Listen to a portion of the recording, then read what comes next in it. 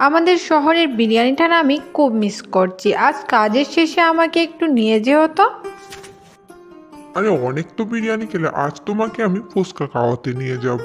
ওই রাস্তার পাশে খোলা আকাশের নিচে ফুচকা খাওয়ার মজাই আলাদা।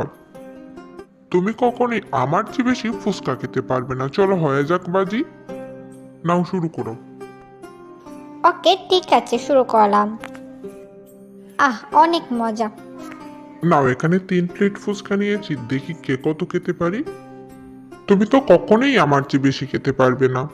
আরে না, এত ফুচকা খেলে কি আর বিরিয়ানি খেতে পারবো? আমি না হয় হেরেই গেলাম, তুমিই জিতে গেছো, ঠিক আছে? ভেবেছিলাম বিরিয়ানির বদলে ফুচকা খাইয়ে আমার বিরিয়ানি খাওয়ানোর টাকাটা বাঁচিয়ে দিব, কিন্তু না, মেয়ে মানুষ ভীষণ চালাক। তুমি তাকো ডালে ডালে, আমি তাকি পাতায় পাতায়।